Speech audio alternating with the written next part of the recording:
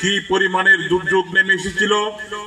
একাগারে সরকার মঈনুদ্দিন ফখরুদ্দিন এই বিএনপিকে নিচ্ছিন্ন করার জন্য, বিএনপি এবং জিয়া পরিবারকে নিচ্ছিন্ন করার জন্য ভারতের নির্দেশনায় ১/১১ সৃষ্টি করে বিএনপি এবং জিয়া পরিবারের উপরে যে পরিমাণের জুলুম নির্যাতন করেছে, সেই জুলুম নির্যাতন ২-২.৫ বছর বিএনপির এমন কোন মন্ত্রী এমপি ছিল না যারা জেলে যেতে হয় নাই।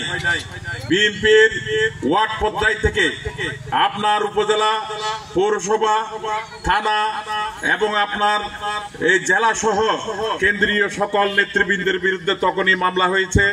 বিভিন্ন রকমের মামলা দিয়ে মঈনুদ্দিন ফখরুদ্দিন বিএনপিকে নিচ্ছিন্ন করার চেষ্টা করেছে।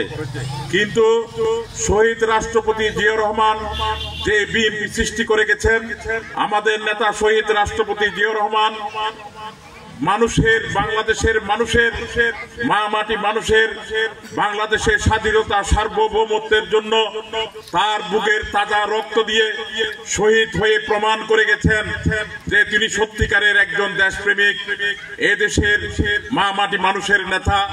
যার কারণে বিএনপি এবং জিয়া পরিবারকে মঈনুদ্দিন ফখরুদ্দিন কিছু করতে পারে নাই।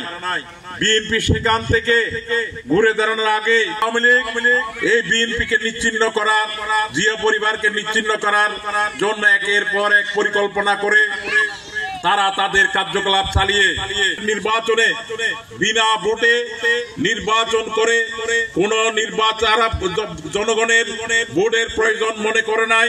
তারা এই দেশে 5 আগস্ট 2024 সালে এই দেশে ছাত্র জনতা বিএনপি যে আপনার 2007 থেকে যে আন্দোলন সংগ্রাম করে এসেছে, তার এই বহিঃপ্রকাশ হচ্ছে এই দেশের মা মাটি মানুষের নেতা রাষ্ট্রপতি জিয়াউর রহমান, দেশ নেত্রী বেগম খালেদা জিয়া এবং আমাদের নেতা তারেক রহমানের নির্দেশে এই দেশের মানুষ, আপাময় মানুষ রাস্তায় নেমে এসে আপনার 5 আগস্ট হাসিনা এই দেশ থেকে পালাতে বাধ্য হয়েছে।